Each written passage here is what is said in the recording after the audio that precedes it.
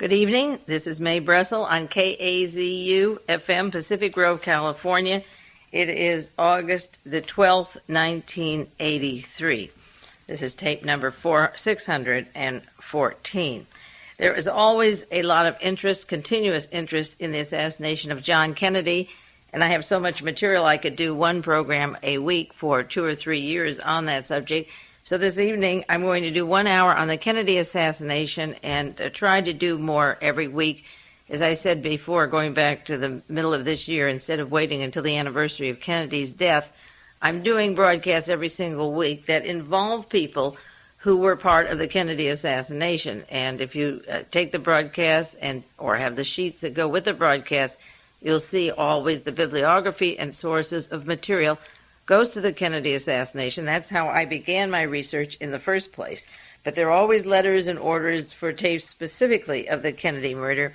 So this evening I'm going to do 1 hour on that and some material that I may be of interest to you, an analysis of some important books on the Kennedy assassination, and also the way the government wrote about the researchers when they began to investigate them in 1976. Starting in 1963, President Lyndon Johnson was concerned right after the murder about the killing of Kennedy. But by 1976, the FBI and CIA had a full-scale attack ready for writers and researchers on the Kennedy assassination. Before we get into that, I just want to mention what we were talking about or sharing just a year ago this week. September 13th was the broadcast, number 562.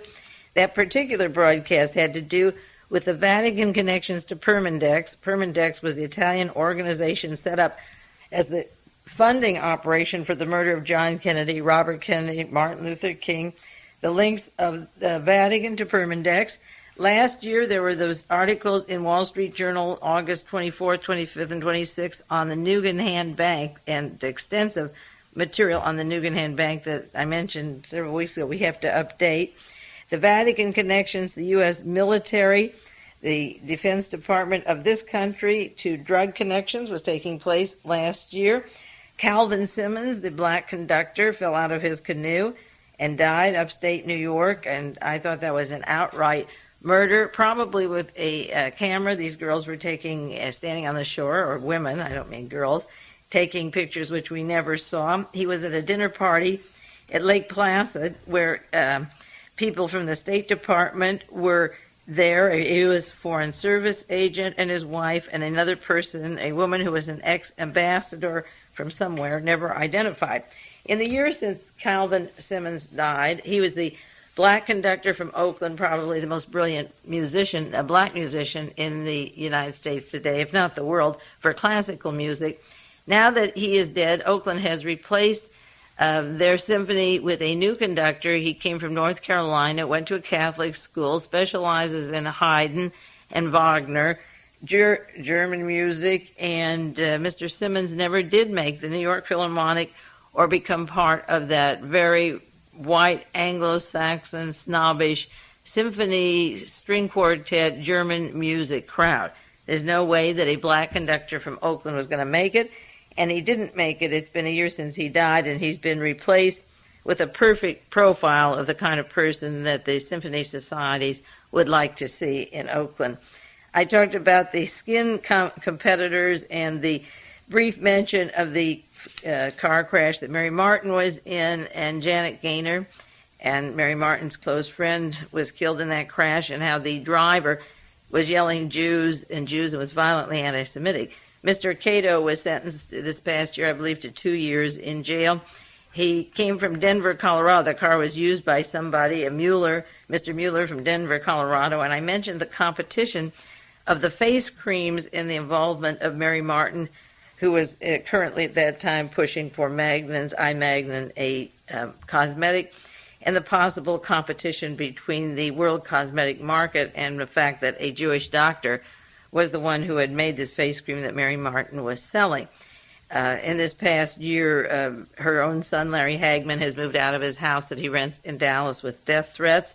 The man whose home he was renting, Mr. Kyle, K-Y-L-E, was killed in Bel Air, California, so that there's still a problem with those families, and the marketer of one of the face creams, Princess Marcella Borghese, Burgese, was a founder of a cosmetic company and also part of the Borghese family that were involved with Permindex and the murder of John Kennedy.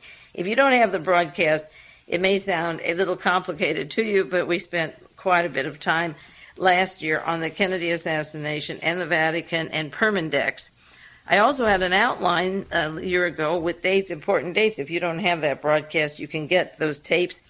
Quotations from the book The Kennedy Conspiracy by Paris Flammonde, and the outline of the way the Vatican became fascist and fell into the group that became the assassination teams. Very closely tied to the Vatican was this entire mafia, religious, a lot of industries, cars, Agnelli, the Fiats, the car people, the hotel people. There are a lot of multinational corporations closely linked to the Vatican, closely linked to those people that wanted John Kennedy murdered, and a good description of them and the people that are in the news today is in the book Kennedy Conspiracy by Paris Flammonde. I'm going to be discussing books on the Kennedy assassination, and I don't have Paris Flammonde's book down. I should as one of the very top books. It's hard when you have to decide, limit 6 or 7 books on a particular subject that you think are the most important, and just because of space, Flammonde's book is not on that list, but it really should be, and I should update that list because of the links to Permindex. He's the only writer that really gets into the subject of Permindex, and it's in the news today with so much on the Vatican and Licio Gelli and Klaus Barbie's links to the Vatican, and that was just a year ago this week. Now, the Philippine government has set up a Warren Commission to investigate the murder, the political murder of Mr. Aquino down there, and I'm going to do one broadcast maybe next week or the week after on the comparisons to the murder in Manila of Benigno, Benigno, Aquino. Most of you can spell it right now. He's getting a lot of attention in the news. I'll compare it to the Kennedy assassination on the kinds of people that were murdered and also the way it is covered up in the national headlines to get so much attention. Now, incidentally, the Philippine government has been noted to have spies in this country that can kill or blackmail people who do not like Mr. Marcos in the Philippines. And the U.S. intelligence agencies have reported that there are military teams here in the Philippines that single out certain persons to harass who don't like the government over there. At the time of the Tylenol scandals, I went into various deaths that appeared to be suicide or coincidental cyanide deaths, and one was in Philadelphia, a student at the university there, and John Judge was the person who did research on that case and found out that he was a Philippine dissident who was against Marcos in the Philippines, who died of what was supposed to be a cyanide, suicide or something, cyanide in his medicine cabinet that he took.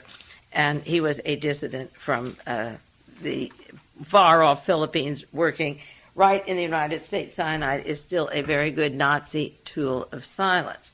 Now, this past week, you've been reading a lot about Martin Luther King and the marches, and I have a dream speech and the rallies, and the summary of those meetings, in essence, the most important thing for me was the lack of a leader. The San Francisco Examiner, August 25th, has an article, "The Movement Needs a Leader and Badly." And the role of the FBI, according to their own memos, they wrote them, I didn't, is that we have to replace Martin Luther King, that they would select a leader because they're the leader that was by charisma or circumstance or history selected, a Gandhi or a Kennedy or a Martin Luther King. These kind of people don't come around very often, so you can split it with a lot of people that come up from behind the next elections. It could be Eugene McCarthy, and George McGovern wants to run, and Mr. Anderson wants to run, and Jesse Jackson, and you split it with a whole bunch of nerds. They're nothing but a bunch of individuals that can't do anything for society, collectively or otherwise, who don't have the charisma to get off the ground. That's why they're alive. And they are not the kinds of people like Robert Kennedy or Martin Luther King or John Kennedy or Gandhi or Aquino who can write speeches and mean what they say and die for what they mean. We're talking about the real need for leaders. Marlon Brando was on television at the time of the meetings last week or the week before for Martin Luther King, and his opinion was the tragedy was not having leadership, that he'd been in the early marches, he'd been in Washington in April when Dr. King was there, and 6 or 7 days later Dr. King was murdered, and he was saying not only the sense of loss of the person, but there are no leaders around to help solve the problems for which these leaders emerged. That when they die, it seems that they just simply can't pass on the ideas to the people around them, and it is a real tragedy. Now, a while back, I don't know how long ago, maybe a year ago, I was asked to do an article for We or Playgirl, one of the magazines. It wasn't Playgirl, it was We or Penthouse, on the most important books on John Kennedy. I think it was for the anniversary of Kennedy's death last year. And I was paid for, the proposal was given me, I was paid to do the story, and then the magazine folded up. I think it was We that was consumed by Penthouse and went out, or they changed hands, and it was never printed. But I did a lot of work on it, spent several months on it, and it's very pertinent now. And I thought I would share that material with you the way I saw it then, because just a year ago it wouldn't be much different than the way I perceive books now, except I would add Paris Flamon's name to this list. They didn't want me to have a long list of books on the assassination. In fact, I stretched it further than they asked me. They wanted 6 to 7 books, the most important books on the murder of John Kennedy. If you were just starting out, or you wanted to give your children or family a gift, or schools a gift, what 7 books would you have that describe the murder of John Kennedy? And I went to 8. And 9 would be Flamon, but that wasn't what they wanted. But on my own, I can say that many, and I'll tell you what they were, in the order that I had them and the way I see it, as I say, perceive it today. Number 1, Oswald, Assassin or Fall Guy, written by Joachim Josten, Joachim Joesten, published in New York by Marzani and Munsell in 1964. The second book was Rush to Judgment by Mark Lane. And I'll give you the reasons why I selected these books, but I'm telling you what they were now. The Rush to Judgment. I don't like Lane, but it was a good book, and it opened up a lot, and for that we can be grateful. I sneaked in 4 books as one, Forgive My Grief, volumes 1, 2, 3, and 4 by Penn Jones, Jr. That was considered as one book, published 1965, 1967, 1969, and 1974, Penn Jones in Midlothian, Texas. The 4th was a document addendum to the Warren Report, published by David Lifton, who came out last year, the year before last, with Best Evidence, which was not a good book. Document addendum is the actual meetings of the Warren Commission members, and you just can't beat that for script. That's Citext Publication, Sighttext Publications, California, in 1968. It's out of print, but David gave permission for Tom Davis at Research or me to copy that book, and we really should be getting those out to you. Farewell America by James Hepburn. That was a pseudonym. It was a accumulation of people in the intelligence community living in Paris who were investigating the attempted murders of Charles de Gaulle. Many of you saw, there's been the fictionalized story of the assassination of de Gaulle, and you may have seen the movies on that. There's been several movies on it, The Day of the Jackal and other takeoffs on that event. The people investigating the assassination attempts on de Gaulle came into the organizations and the companies and corporations that were behind the murder of John Kennedy and the intelligence agencies. So it's a compilation of authors from the intelligence community, and it was put out in Canada.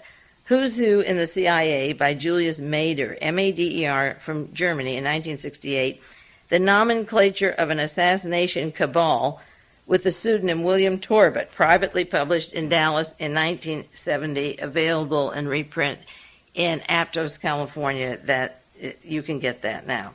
And then the last book I had down was The Assassination of JFK by Coincidence or Conspiracy, ? Bernard Fensterwald, Jr., Zebra Books, 1977, New York. it would be a toss-up between Paris Lamont, but he has pictures of people, very important mobsters, and again, I don't like Fensterwald, and he's part of the CIA, but the book is valuable for a lot of the cast of characters. It's very important to know the cast of characters. Now, 20 years have passed since the murder of John Kennedy. At the present time, there are over 250 books alone about the circumstances of his death, or the four murders. There were four murders there. The murder of President Kennedy, and then Dallas police officer J.D. Tippit a little while later at noon, then the lone suspect Lee Harvey Oswald, and then Oswald's assailant Jack Ruby. So there are actually four deaths to cover and I don't think of it as just the Kennedy death. So in selecting a book, again, it had to go back to which books are important when you think of four deaths, not just the president. Now, the government's conclusions were published in a single volume, and there's a lot of confusion for new students or new listeners, and a whole new generation is growing up with this. It is called the Warren Report, and that's over 500 pages, and this was what the Warren Commission, a select team put together by Lyndon Johnson, concluded, that Lee Harvey Oswald acted as the lone assassin and there was no conspiracy. Then, in order to support that conclusion, they published 26 volumes of witness testimony and exhibits, 16 volumes of witnesses that were interrogated, and the remaining of the 26 was for the exhibits upon which the testimony was based. So those 26 volumes were made available from the government printing office in 1964. They printed only 800 copies. They had a cutoff, obviously, because by the time people would catch on, there'd be too many people reading it, and you can get it at libraries, you can't take it home. So that Warren conclusion that Oswald did alone was based on 26 volumes. And the testimony and the exhibits, those 26 volumes, did not support the conclusion of the Warren Report. So private investigators and writers and researchers had a field day, and this caused a whole generation of people who would prove and delve into these various conspiracies. If Kennedy's assassination had one purpose, it may have been to open up the field of muckraking and exposing, because from the time of World War I up through and to Kennedy's death, so many, many crimes and murders were done and covered up. But this might have been the straw that broke the camel's back. Now, from all this information, from these over 250 books, you have to have some starting point, and I put the books that I listed and read to you in some chronological order also. The first one by Yosten, that was the very first book to come out. It paved the way for every other book to follow. Now, he was a well-known writer. He lived in Nazi Germany. He was forced to flee. He went to Sweden. He was kicked out of Sweden and sent to Denmark. The Nazis came to Denmark, and then he left, went back to Sweden, got married, and took a trip to various countries and landed in the United States. After the war, he went back to Germany, and as soon as Kennedy was murdered, he flew right out to Dallas, Texas, because he realized the similarities between the murder of John Kennedy and the murder of first hundreds and then millions in Nazi Germany. So Justin published in Europe exposés, nonfiction exposés of European scandals. He is the expert, more dedicated, say, than Jack Anderson and some of the other people. There aren't many like him, even Anderson. But he was an expert on it, and as he survived the Nazi era, he knew all the deceptions and the murders of politicians, and he recognized, as I say, the similarities between the president's death and the others that he already documented. So his book claimed that Lee Harvey Oswald was completely innocent of shooting John Kennedy. He didn't say he was totally innocent. He said he had to be working for the United States government, such as the CIA and FBI, but in the end, he was a decoy and he was expendable, just as the fellow that shot Aquino out at the airport in the Philippines. He's a decoy. They don't brag about how well trained he was as a marksman or in the military or whatever. They didn't even identify his name, let him out at the airfield rotting in the sun. But Oswald could be a decoy and could be shot down then and taken in while the other people leave town. So Assassin or Fall Guy was the first comparison of a historical event, fascism in Germany with fascism in the United States. And the important thing about this book is that there had been studies of the Lincoln assassination that were really relegated to being a hobby, and people recreate the battlefields and the Civil War and so forth. But the United States had this 1,000-day president who was gunned down, and the suspicions were rampant that the conspiracy existed. So he went back to Germany, the home of all this. It was interesting because Rudolf Winiger, a German, is in charge of writing the Warren Report later. He goes back to Germany, and based upon a legitimate fear of fascism that it would rise up again in the United States, he wrote his book. Now remember, in 1976, the FBI, according to my FBI document papers, and I can read those to you if you want and share those I have before, began papers on me because I was afraid of fascism in this country. So that was a major contribution of Jostin to the element of research, the comparisons, and the state of mind and the expertise he had. There wasn't anything sensational about him. There were similarities he saw, and he was the first one to jump in there and take the situation and analyze it. Now, the next book, Mark Lane's Rush to Judgment, is about the grassy knoll.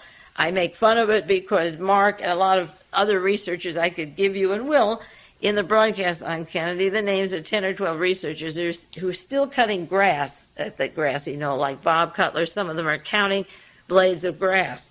In fact, I have a joke that this is the joke. One man says to another, why haven't they solved the Kennedy assassination yet? There's so many researchers. And then the answer is, well, they're still counting the testicles on Officer Tippit.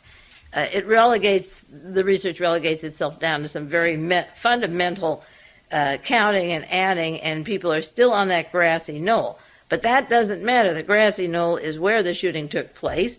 And Mark Lane wrote Rush to Judgment.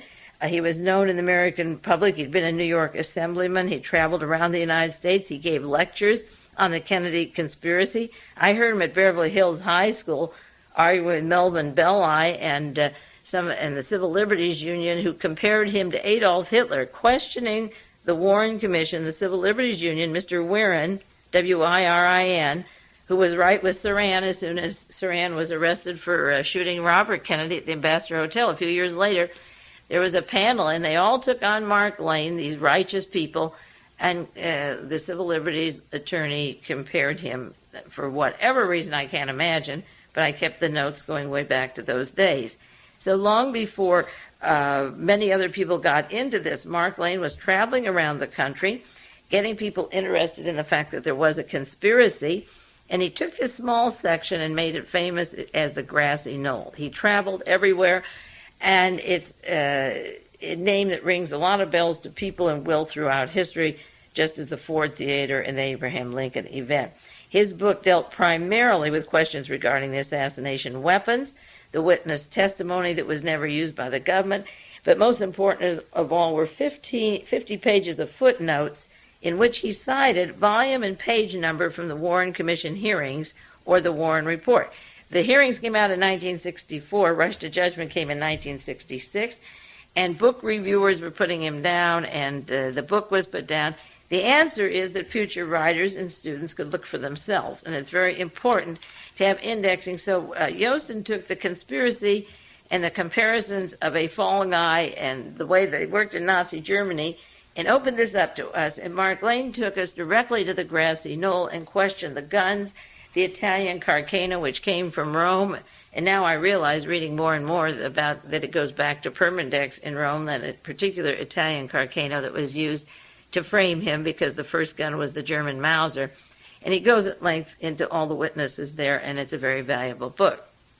The next book that is important is the series by Penn Jones on Forgive My Grief. They're important, as I say, because in those books, he turns us on to the people who were murdered, the immediate witnesses to the Kennedy assassination, to the Officer Tippit shooting, to the events in Dallas and afterwards. In his series of books, Penn still has a newsletter, The Continuing Inquiry, and I wish he would keep the Continuing Inquiry just active with the particular people who were killed yesterday or the day before. There's a lot of news going on, but primary witnesses today are being killed, and what he did was to open this up to the world. Now, Penn Jones Jr. was a former publisher, owner of a newspaper, the Midlothian Mirror, and now he gets out his newsletter, The Continuing Inquiry. You can all subscribe. If you want, I can give you the address. He was the first researcher and writer to turn on people to the fact of the continuous murder of witnesses from untimely and unusual deaths. Now, many books were being started to challenge the lone assassin, but Penn had 4 books, 1965, 67, 1969, and 1974, going on about the people that were dying as the inquiries were going on. And this is a definite pattern. In fact, Penn will have to update in his newsletter the people that have had mental breakdowns while they were doing investigations or afterwards. A fellow called me last week from Toronto, and he was telling me how Sylvia Marr had gone into a mental institution while she was helping Cyril Wecht with his testimony before the House Select Committee, that she was in 3 weeks. And Richard Popkin, Popkin, who wrote The Second Oswald, had a mental breakdown. And Ted Gandolfo had Mark Lane and Dick Gregory over one afternoon in New York, and he called me. He was on the phone, and they were there. And the next day, he was a basket case with Thorazine and Prolaxine and never could really do research. And there's a whole list of people that were put in mental institutions. I have many more, and besides those being killed. We'll have to update the researchers or members of their family, I can speak for that, who got this LSD and medical substances that alter personality. But Penn Jones began right away. He was a Democrat. He was a registered Democrat. He lived in Texas near the Dallas-Fort Worth area. He ran up to the scene of the assassination, and like Yosten, he was Johnny on the spot. He was right there. Mark Lane had flown out right away, too, at the time. So there's absolutely no way to ever understand the conspiracies and how they hold together so long. This is 20 years, unless you know who was murdered, who might have given information on what was going on before their murder. It's like Vicki Morgan. If she wants to talk about the cabinet or the senators or the president of the United States, she gets a baseball bat on her head. And then there's a lot of dirty tricks and crimes and illegalities that she knew about that could even go into Johnny Carson, friends of Alfred Bloomingdale and the de Cordovas, and she, with the DeLorean investigation, maybe it was the time then to crack her head open. The important thing about Penn's books was to understand the way people died, going out a window, throats cut, hung in a jail, and study the way they died, the homicides that appeared to be homicides. For example, when Lee Harvey Oswald leaves the book depository, a very good witness said he saw him in back of the building and Sheriff Craig saw him leave the front of the building. Well, the witness who saw him leave the back, that was the story that held for the Warren Commission, because he was supposed to then get into a cab and into a bus and then to a cab. Well, the Sheriff Craig, who saw him leave from the front, was killed, harassed, and killed. The bus driver was killed. The cab driver was killed. The rooming house lady was killed. Mrs. Roberts, who heard a police car honk, and Oswald in the rooming house come out shortly after. So the work of Penn Jones is monumental in describing the homicides, and as I said, his last book came out in 1974. We should all try to get a list together and update that or put that in the newsletter. Now, the document addendum is something else. There was one book on the Patsies and the comparison to fascism, Yosten's book, The Grassy Knoll by Lane, The Murder of Witnesses by Penn Jones. And a document addendum is the Warren Commission themselves, out of their little sweet mouths.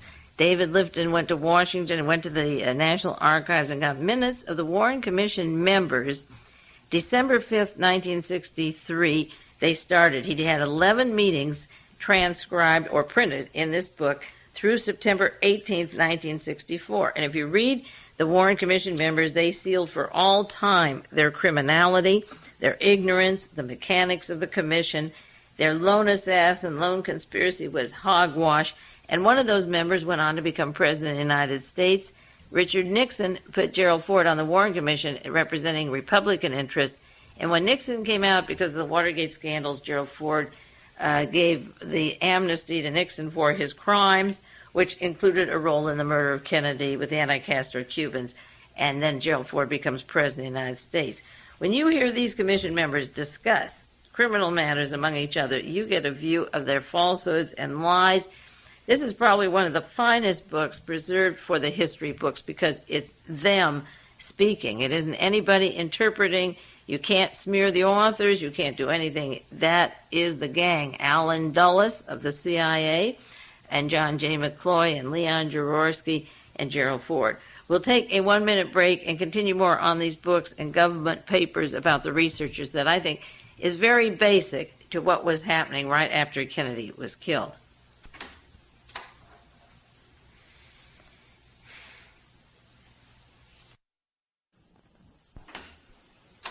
This is Mae Brussell, KAZU FM in Pacific Grove, California. It is side 2 of broadcast number 614, September the 12th, 1983. I'm going into some information on the Kennedy assassination and important basic books a person should really investigate and read if they want to understand the trauma and the deceptions that took place 20 years ago with the murder of John Kennedy, and then you can add to that thousands of murders, because if you study this one case well, all the others and the cover stories and their diaries and the lies and the special commissions all seem to fall into this format. The great coup was the United States coup in 1963, carefully planned by the intelligence community and then applied to all the other murders.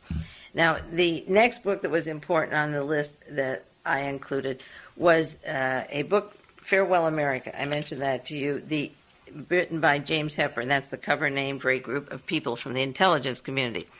It was the first detailed book extensively to deal with organizations and individuals who wanted John Kennedy murdered, and the oil and the steel and the corporations. It took the murder away from certain evidence in the Dealey Plaza area to the international corporations, and we wonder, well, how did Permindex in Italy, that we were talking about a year ago tonight, be involved with the murder of John Kennedy? This goes into the international work. It is a compilation, as I said, of intelligence agents in Europe. Their inquiry led them to the murder of John Kennedy, and it is a documented book on how and why political assassinations take place. Basically, there is a market or a job interest or an investment in countries or investment in cocaine or heroin and the opium poppy, the mob money, the traffic of mob money. And a Democrat will kill a Democrat, or a Republican will kill a Republican, or an FBI agent will kill an FBI agent, whether it's J. Edgar Hoover or William Sullivan, to keep the lid, whether it's the profits from drug traffic or multinational corporate profits. The game is really profits of corporate level, banking level, and narcotics. And those people that get in the way of this bloody pattern are off. It doesn't matter who they are. Now, there's a lot of passion behind this book, Farewell America. They were dedicated to this. They wrote in 1968 that if the youth and young people of America didn't read this and didn't take it seriously, they'd be in deep trouble. Well, the youth, the people didn't take it seriously, and they are in deep trouble. But along with the facts and the names and the dates of the international corporations, they have the motive based on dollars and profits, as I said, and that is their big concern. There's a fear that freedom in America will decline and it will be sold out for money, and their fear is, in fact, coming true. The next book on the list that I mentioned is Who's Who in the CIA, and this took the assassination research level into a different place, into agents such as like the Klaus Barbie, but he isn't in the book, he's just too obvious. The agents of the Eastern Europe, of the Russians, the Germans, the Hungarians, the anti-communists, and the Americans and American politicians, whether it's Eugene McCarthy, the American politicians are in the Who's Who in the CIA, a whole bunch of them. But this Mr. Mader, who wrote the book, has a very good account of people born in different countries. He has their birth dates, France, Germany, preponderance of Germans who began to work for the CIA. And when the document addendum came out, it identified a man in the Pentagon when Earl Warren and the commission was asking as early as December or January who would write the Warren report. The minutes of the meeting said Dr. Rudolph August Winnaker, Winnacker, would write the Warren report. When you look up in the Who's Who in the CIA, there is Mr. Winnaker with an autobiographical or biographical sketch, born in Germany, and from 1949 to 1965 was chief of the historical division of the Pentagon, probably brought here by Fritz Kramer and Henry Kissinger right out of Oberammergau or who knows where. Nobody's ever done any research. I've talked about this guy for I don't know how many years since the document addendum came out and Who's Who in the CIA, but nobody has bothered to follow this through to any extent. The important thing is that it mentions two agents in the Soviet Union, Mr. McVicker and Mr. Snyder, that worked with Marina Oswald and Lee Oswald in the embassy in the Soviet Union, and it mentions people in the Dallas-Fort Worth area that worked with Lee and Marina Oswald in the Central Intelligence Agency there. So it was written in Germany, but it identifies the American embassy in the Soviet Union and the Dallas-Fort Worth area. And most of the key people that I had already identified as being agents with Lee and Marina Oswald, because from 1964, September 64, up through this time period of 68, I was cross-filing all that stuff from the Warren Commission hearings. It's not indexed. The hearings in the exhibit are not indexed. Rewriting it as a spy novel on how people met, the safe houses, where they got their money, and how their business transacted. And all the characters that I put as part of this great spy story were identified in the book Who's Who in the CIA, coming out of both David Lifton's minutes of his meetings and out of Germany. It was published in Germany. Now, the Torbett document I've spoken about many times, and a good portion of the listeners who subscribe regularly to the tapes have this. Nomenclature of an Assassination Cabal. It was written by an attorney in Texas. It was given to me from Penn Jones, and this attorney and Bill Boxley helped. Bill Boxley was in the CIA. I met him in New Orleans when I went to help Jim Garrison there, or thought I could help him. Boxley has passed away. He helped with this.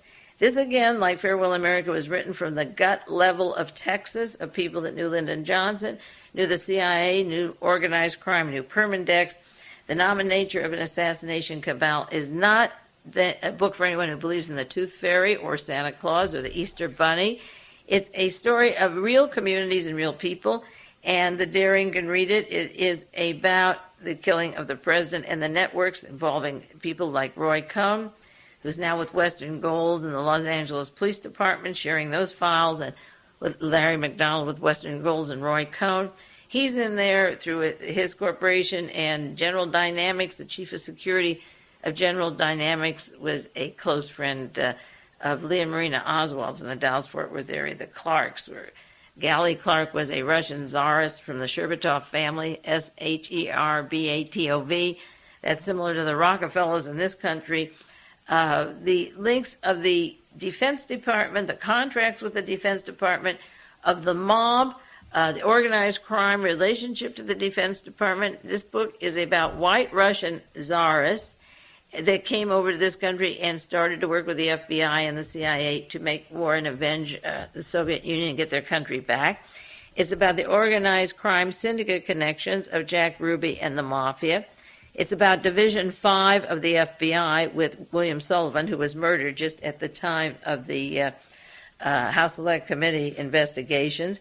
It's about the Defense Department, how the Defense Department gets contracts to guard their missile bases. And it's about NASA and the German scientists brought here after World War II. It's a very good book. It was research mostly done in France, published in Canada. All of these books, incidentally, are available. Now, the last book that I put on the list, but I do want to put in this list of books to read, the Paris Limon book, but at the time I couldn't put it on the list, is The Assassination of JFK, the one by Bernard Fensterwald, Coincidence or Conspiracy. Now, this isn't a multinational, the nomenclature, the Torbett document. It also goes by the name of the Torbett document, William Torbett. That's the assumed name. The Torbett document and Farewell America are international in their business and their motives, and they name names. But Fensterwald gets into the crime syndicate, and it's a very important book because it has a biographical section on persons involved in some way with the Kennedy assassination or the investigation or the cover-up, and it's got their pictures. It's nice to see people, see their faces, and to document this kind of work, and that's why I think it's a very valuable book. And some of the people described and photographed were members of the original Warren Commission and their legal staff that he has in this book. Some are from the CIA, the FBI, the Defense Department. Many are from organized crime. Robert Mayu worked with both the FBI and CIA, the Howard Hughes Organization, the Mafia. He worked with Sam Giancana and John Rosselli and the Mafia hit teams. It's a bedside book. You can read little chapters at a time. You can refer to it when you're reading. Penn Jones, the victims, many listed in Forget My Grief, are described in detail, telling why they had to be killed. So that all of these books that I've mentioned to you have not they don't stand alone. They interrelate to each other, which they should do, so that Penn's material on the victims are also in Fensterwald's books. Fensterwald's an attorney for the CIA. He's now representing Mary Ann Paisley. He represented James McCord at the time of the Senate hearings, the Watergate hearings. He's had a long association with CIA, with Carlos Marcello, the crime figures, and congressional investigations. But that doesn't mean it's a bad book. It's like I said about New Solidarity. Some of their conclusions are rotten, but some of the figures and dates where people met and who they knew are important. So that the personalities have nothing to do with the value of the books that I selected. I'm not prejudiced in that way to leave a name out because I don't like or trust that particular person.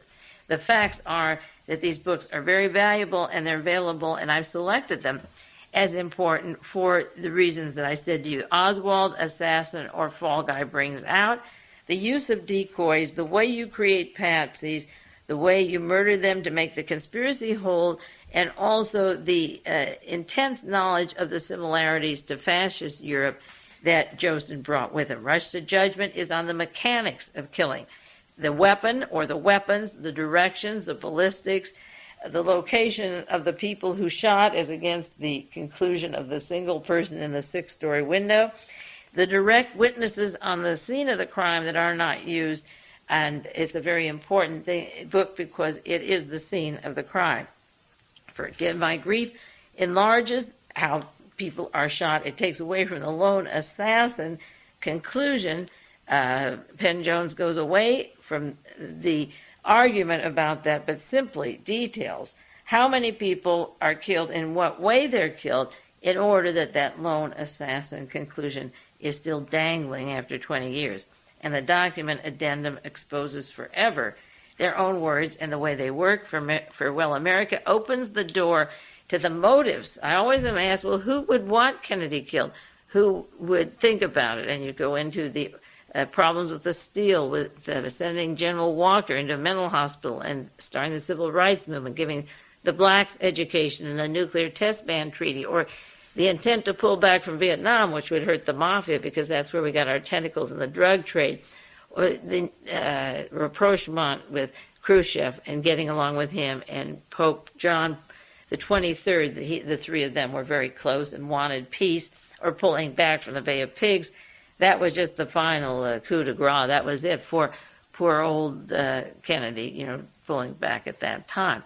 Who's Who in the CIA shows the use of the Germans in the intelligence community. It shows the people that were, in fact, working with Lee and Marina Oswald in the Dallas-Fort Worth area in the Soviet Union.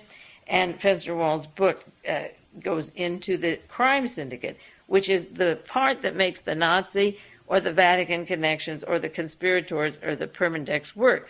The mafia, the growing of the opium, the poppy is very lucrative, in case you haven't heard that one yet.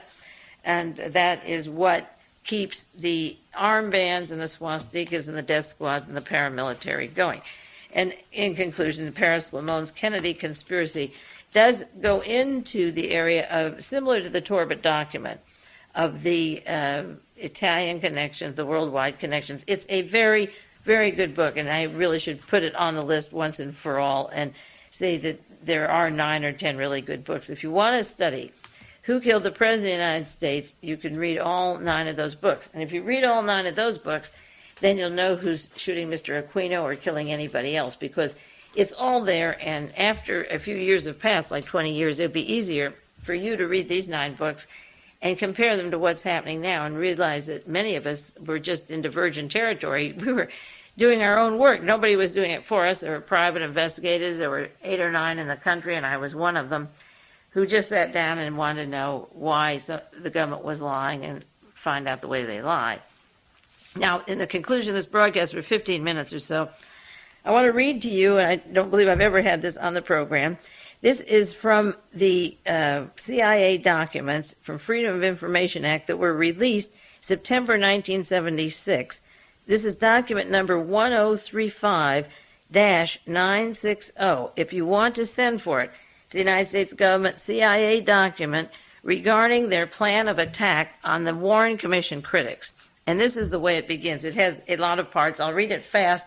I don't usually read verbatim, but I can't transcribe or paraphrase the way the government writes, because their mindset is so interesting that you really should hear what they have to say. Number one, under psychology, our concern. From the day of President Kennedy's assassination on, there has been speculation about the responsibility for his murder. Although this was stemmed for a time by the Warren Commission report, which appeared at the end of September, various writers have now come and tried to scan the Commission's published report and documents for new pretexts for questioning, and there's been a new wave of books and articles. They said, having stemmed the tide, there are new people trying to scan the published reports and criticizing the Commission findings. In most cases, the critics have speculated as to the existence of some kind of a conspiracy, and often they imply that the Commission itself was involved, not John McCloy or, oh my goodness, Gerald Ford. No, I shouldn't. Okay, let's get back to what they say. Presumably, as a result of the increasing challenge to the Warren Commission's report, a public opinion poll recently indicated that 46% of the American people did not think that Oswald acted alone. This is 1976. And more than half of these thought the Commission left some questions unresolved. Doubtless polls abroad would show similar or more adverse results. Abroad, they were smarter and faster than us. Now, point two. This trend of opinion is a matter of concern to the U.S. government, including our organization, the CIA. The members of the Warren Commission were naturally chosen for their integrity, their experience, and prominence. John McCloy, okay. They represented both the major parties, and they and their staff were deliberately drawn from all sections of the country.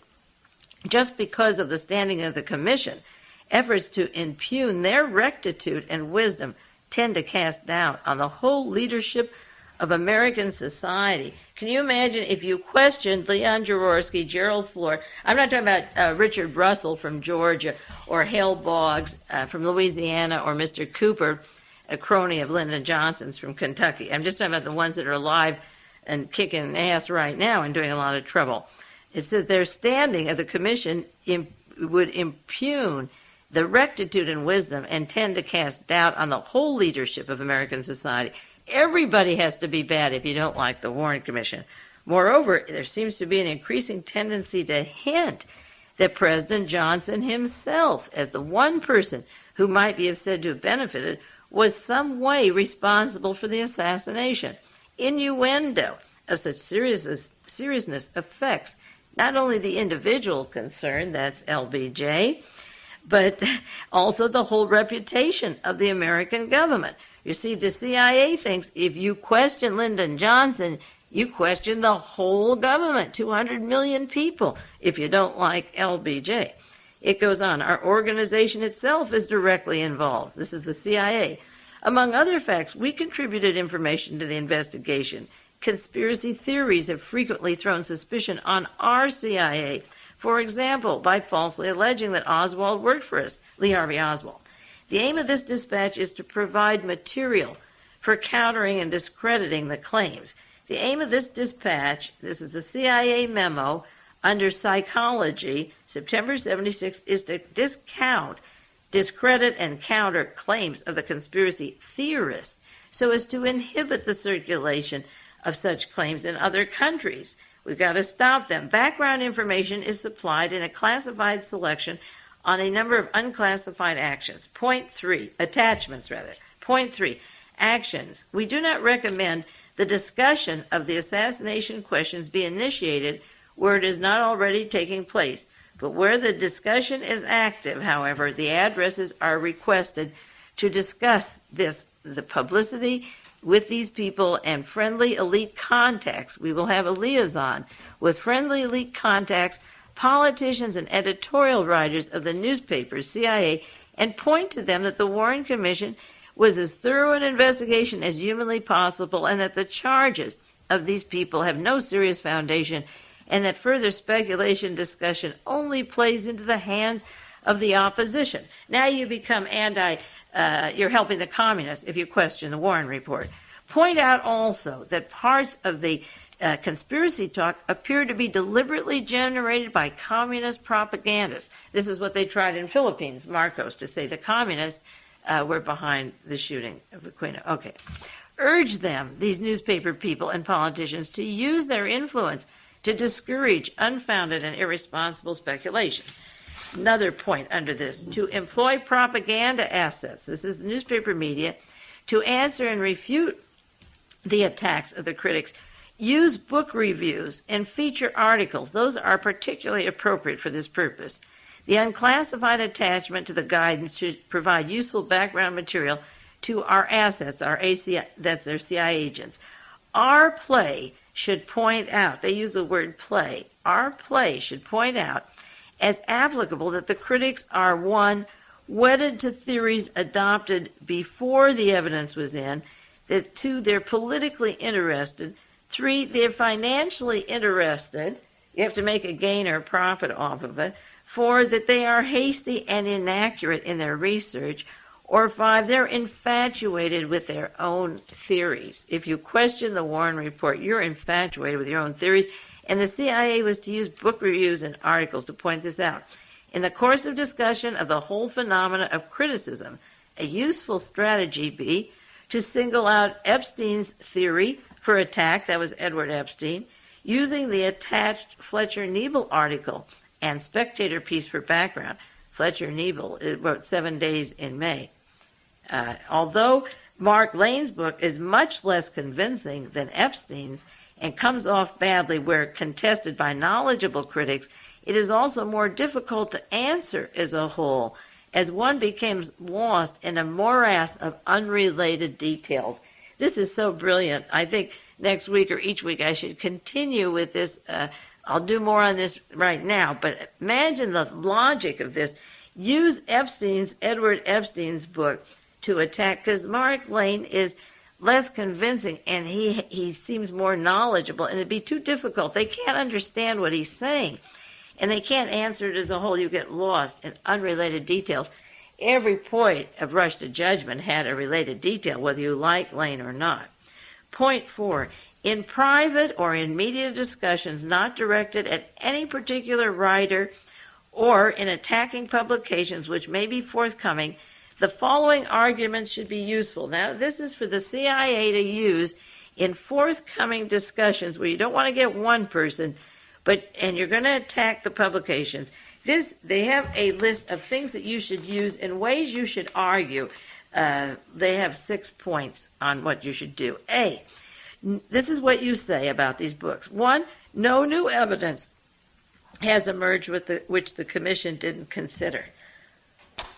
You know, it would be interesting to go back over the old book reviews, and I've saved all these articles in chronological order, and just check off the obedient writers who later were linked through the Senator Church Committee to the CIA. There were 400 writers, but they didn't identify all of them.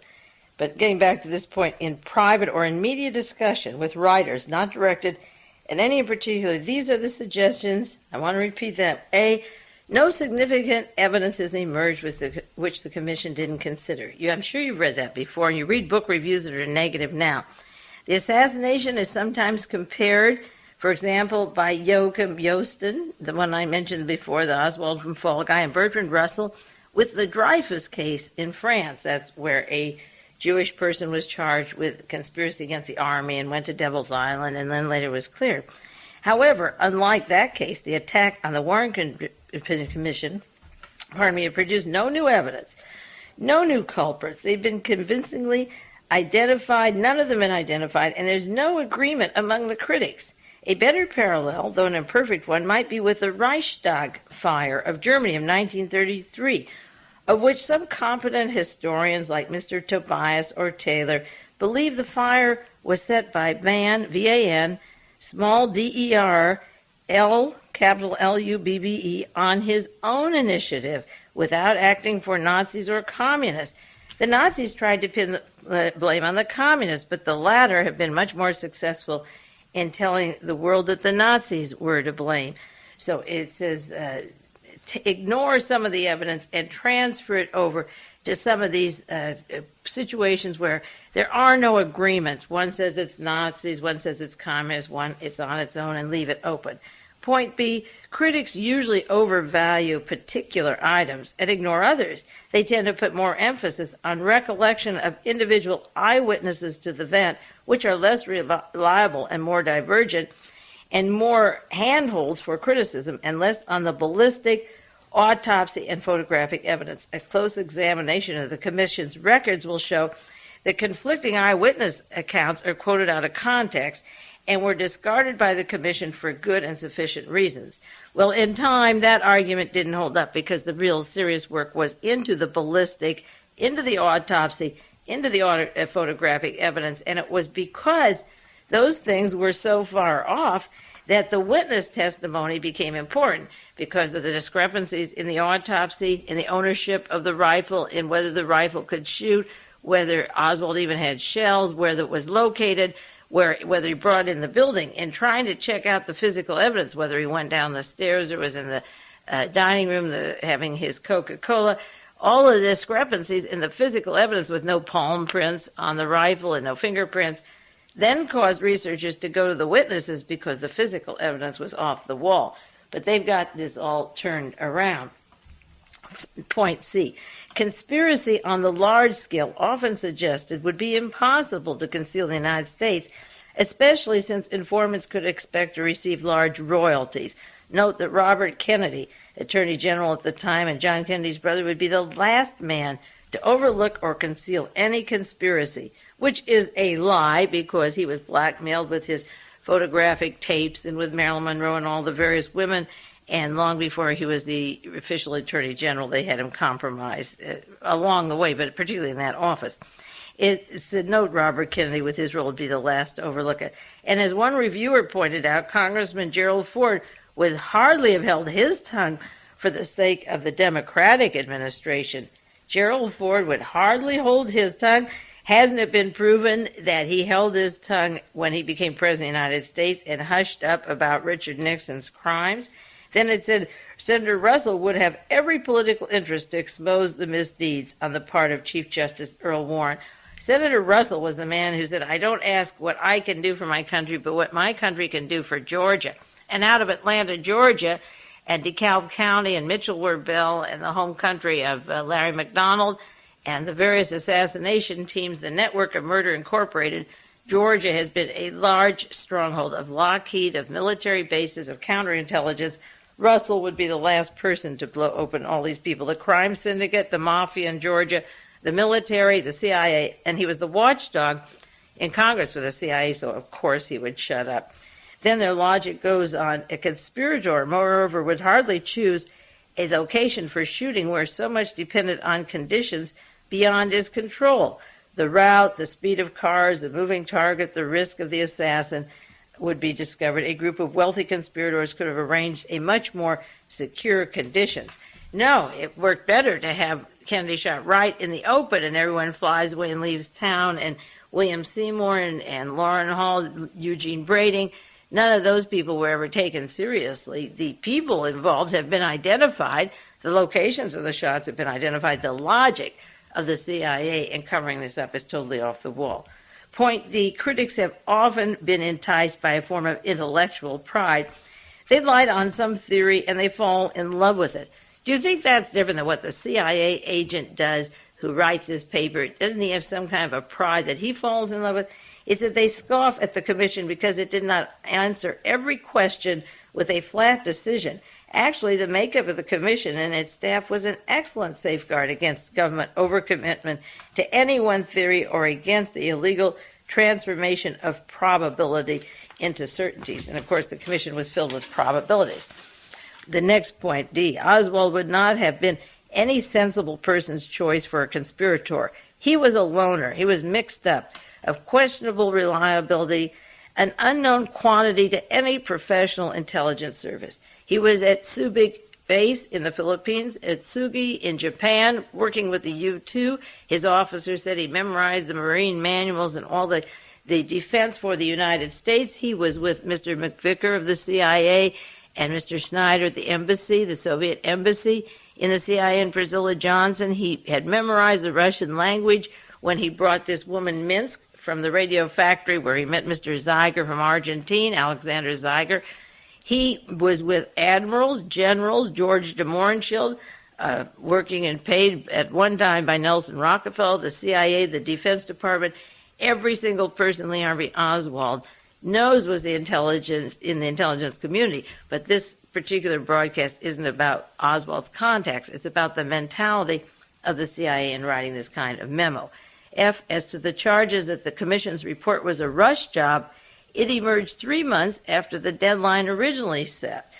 This is the CIA saying, but to that degree that the commission tried to speed it up, this was due to the pressure of irresponsible speculation already appearing. They had too much speculation around that slowed them down for the job that they really had to do. Isn't that cute? Well, the time is running out, so I can't do more on this. I'll try and do more next week for you, or maybe a little bit each week, on how the CIA handled the authors. We didn't have time to go into both the books and the CIA documents, so I'll continue with that and get back to some of that because it's very basic to the way those people think and the way they cover up. Not only how they murder, but how they cover up. In the meantime, this is Mae Brussell at KAZU FM in Pacific Grove. You take care of yourself, and I'll be back next week.